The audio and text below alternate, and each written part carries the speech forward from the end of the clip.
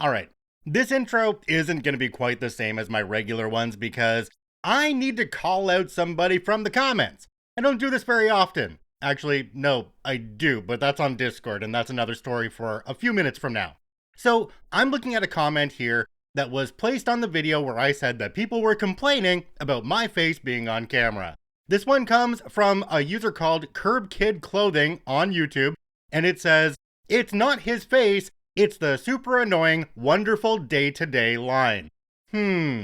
So I responded to them and I said, "Curb Kid, if you don't like my tagline, you know where to go." They responded to me and said, "Don't mind the tagline, just the annoying way you say it." So I thought I'd bring this one out today for everybody to hear. Curb Kid Clothing, I hope you have a wonderful day today. Alright, I had to cut that one and walk away for a second because I was laughing too much, but what I'm getting at here is I post a lot of comments like this and my responses to them in my Discord. There's about 500 people in there where you can chat with me and other people who love karma stories. So I encourage you to join our Discord. The link is at the top of the description of both YouTube and the podcast. Alright, let's get on to today's malicious compliance stories. Let's jump right in. This story comes to us from Impressive Sentence 26, written account of everything. I worked for a large property management company many years ago. The property manager was a terrible person. He was cruel to residents in low-income housing and ruled through fear and intimidation. He'd get in his employees' faces, swear at them, and generally try to get people to quit so he could fill positions with friends and minions. He was doing everything in his power to get me to quit. I hated going to work every day. But this was during the recession. I had a baby at home, so quitting was not an option. At one point, he told me I had to keep a detailed log of everything I did all day long, broken down every 15 minutes. I knew he didn't think I would do this. I also knew he'd likely wait months before asking for the documentation. I also knew that he assumed that he could fire me for insubordination if it was not done to his specifications. I was correct. He waited about 3 months and randomly asked me for the documentation. I told him to give me a minute and I'd print it out. When I returned with the full log, he and the assistant manager, who was in cahoots with him, just stared at it with dumbfounded and defeated looks on their faces. A couple of weeks later, I left that property and moved to another job within the company. A few months after that, he and the assistant manager got caught for fraud and stealing money. Payback's a B, I guess. Jumping down to the comments on this one, we have one from a user called ImaginaryYak6487. It says, "I'm a property manager for a low-income apartment complex. I've been doing this for 19 years. I've never understood that type of manager's mentality. I did have a person I was training to be my assistant manager, and they had an attitude like this, looking down on residents. I told her that you don't know their story and why they're here. She says, I could never live like this. I care too much about myself and family and don't take handouts. I said, that's all fine and good until something bad happens and you find yourself needing housing. I told her I've been there twice in my life. It helped me get back on my feet after a divorce and after I lost my job, and that's how I got into this industry. Like I said, you don't know someone else's story. After that, she had her nose stuck up in the air and wasn't listening to me. I told her that she would not make it in this industry with that suck-butt attitude and thinking and acting like she was better than everyone else. Go work for some snobby place, cause this ain't it." Okay, first on this comment, yes, you have to be a compassionate and understanding person to work in a situation like that, because you obviously don't know what other people are going through in their lives.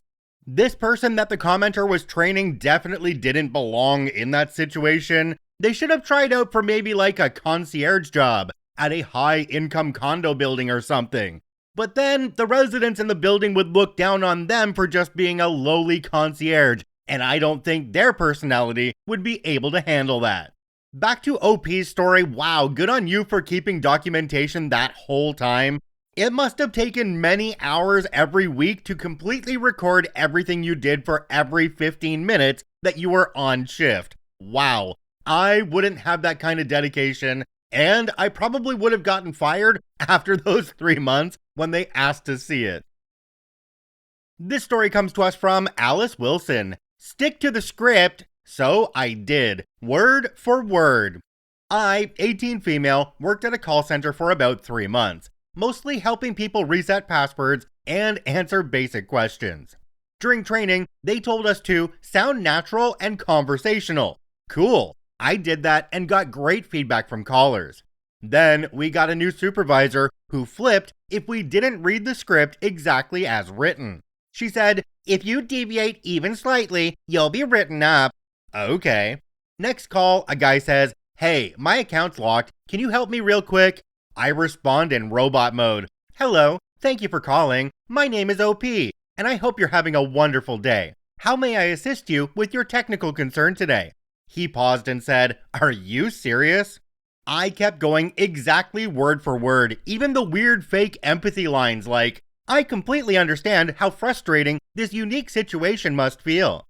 Mid-call, my supervisor walked by and actually stopped to listen. She tilted her head, looked confused, and asked after the call, why were you talking like that? I just said, you told me to stick to the script. She didn't have a comeback, and funnily enough, the next day, she told our team, okay, just make sure you cover the key points. You can be natural again. Alright, I did 8 years in call centers as part of the many jobs that I've had in the past, and I can tell you that most call centers do have scripts to go by, but they encourage you to make sure you're following the script, but make sure that you are actually engaging with the customer. You can go off script a bit as long as the main points are going through. The only ones they want you to read off verbatim are legal statements that have to be said when the customer's signing up for something, or even at the beginning when you're telling them that the call might be recorded for quality. I think in OP's case, I would have gone straight to the quality people in the call center and said, hey, this is what the boss is asking me to do. Could you maybe have a talk with the boss and let them know that that's not the best way to go about this? Because that's not personal to our customers and it's really not going to get us anywhere. This story comes to us from Book Gnome Noel. You didn't need my help. One of the offices I work for is moving to a new location.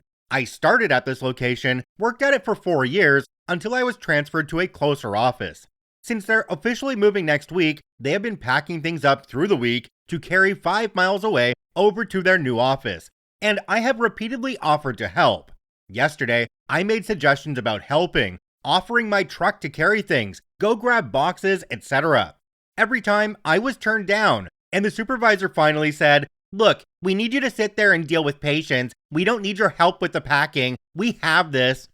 Cool. I turned around, did my work, completely ignored issues they were having. They needed another set of hands a few times and would call my name, but I was suddenly busy with the patient, or the phone, or whatever else was needed.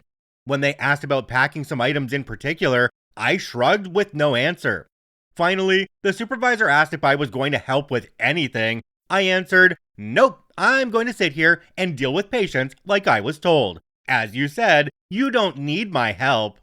Today, guess who showed up with a sore back and hobbling? Jumping down to the comments on this one, we have one from a user called Sarcasm Overload Max. It says, they say don't help, then get mad when you don't help. Can't win either way. Laugh out loud. OP really could have solidified the fact that they weren't going to help if they said to this supervisor, oh, well, I could come help, but I've been known to have a bit of a bad back, and you wouldn't want me moving those boxes and then possibly needing to file a workers' comp claim, would you? In fact, most workplaces might have you help pack up the boxes, but they're not going to have you help move them because of the fact that you could get injured doing that. Most workplaces will bring in a moving company to actually do the lifting of the boxes. I guess not in the case of OP's place, though. This story comes to us from Marshmelty. I won't touch your stuff, even to help you. Growing up, my younger brother was obsessed with his privacy. Totally fair, except he took it to an extreme and was rude about it. He used to yell at me for even walking near his things. One day, I tried to grab his phone to hand it to him because it was ringing right next to me. He snatched it out of my hand and shouted, "Stop touching my stuff! Never touch anything that's mine, ever. Alright, message received. Sometime later, he left his laptop on the edge of the table, charger stretched across the floor. I noticed it was going to fall and crash. I reached out to move it, then remembered his rule. So I didn't touch it. About 30 seconds later, he walked by, tripped over his own charger, and the laptop crashed to the floor. He lost his mind. "Why didn't you move it?" he asked me. "You told me to never touch your stuff," I reminded him. He was furious. My parents backed me up. Rule is a rule. Guess who stopped making blanket demands after that? Ah, yes, let's have them not take responsibility for what they did by putting their laptop on the edge of the counter and then having their cord go across in a place where they tripped over it themselves. Yep, that's totally not their fault. That's totally your fault, OP, because you didn't do something about it. Ugh, the sense of entitlement here is huge. This story comes to us from OwlKnow1068. You want all my correspondence? I had a narcissistic GM. I was in a senior role in a small company. The GM hounded staff and expected me to join in, while I did my best to protect them. After huge staff turnover, it was my turn to be the target. One of my tasks was to liaise with our agents in China. We had a multitude of manufacturing projects underway from initial design to shipping. I'd communicate with the agents via WeChat, which is similar to WhatsApp. And because I'd been working with the agents for a while, when we were talking about projects, there would be side chats about the weather, or holidays, or family. Now I was under a microscope. The GM demanded I share all my communication with her. I have no idea why, but I did exactly what she said. I took a screenshot of each message sent or received separately and sent it to her via Slack. Our conversations were not very exciting, but I made sure to send her each and every message. A simple conversation like the following, which would be 10 separate Slack messages. I made sure to get the name and timestamp so she could see exactly what I was doing. Hello, how are you? I'm good, how are you? Great, things are busy. Oh, here too. I'm looking forward to the weekend. Do you have plans? Nope, just relaxing? Yes. Obviously, relationships are important in business, so I made sure I was extra chatty. And, in the interest of efficiency, kept the messages as short as possible. The first day, I'd sent her several hundred messages on Slack within a couple of hours. Even sent her haha and emojis. The next day, she told me she didn't need to see all my correspondence after all. Jumping down to the comments on this one, we have one from a user called Mike Schwab63. It says, "Too bad it wasn't in Chinese characters." OP responded and said, "That would have been brilliant." Working off of this comment, WeChat has a translation function, so you could talk to them in Chinese and then send the screenshots of that Chinese to the boss. And the boss would have no clue what's going on unless they figured out how to translate the screenshots themselves through AI or whatever. Now, OP did mention in another comment that this boss eventually made OP's position redundant, and OP hasn't been there for a while. This story comes to us from Massive Celery 3395. Manager told me to no longer have my register swapped when it's full. Okay, bet. So I work back at my old Chick-fil-A part-time again. I work face-to-face in the drive-thru. You can normally see us wearing a green vest with 2 money pouches. Normally, when we are busy and get a lot of cash orders, we are supposed to swap out our pouches, since it's 1, dangerous to have a lot of money on you, especially at nighttime, and 2, we can only hold so much cash. As of Monday, our GM told us not to call over the radio for a cash drop since it was a waste of time, and we needed to be pushing drive-thru. Cue Malicious Compliance. It was super busy last night, and I had a bunch of $100 bills. My pouch was so full, I started having to fold the bills for space. Here is the fun part. Someone pulls up in a black Dodge Charger, gets out of the car, and proceeds to rob me. I had at least $700 on me. Our owner was pissed that I cost him $700 plus and asked me why I didn't have my cash dropped. I told him our GM told us we were not doing that anymore. Then, as of today, we now must have our cash dropped if our pouch is over $300. Not only that, our GM got chewed out, and all day she was asking me specifically what my drawer count was. Funny how now she pays attention after losing money. Jumping down to the comments on this one, we have one from a user called Swabby. It says, malicious compliance is all well and good, but how are you doing? Getting robbed at work must have been pretty scary, and for them to worry more about the cash than you is pretty sad. I hope you're able to take some you time following the robbery. OP responded and said, honestly, I am still a little rattled about the whole thing of being held at Pew Pew Point, but I am okay. The dude who robbed me said to give him the cash and he would leave. Like you said, my life is more important than some cash, so I gave it up and he left me alone.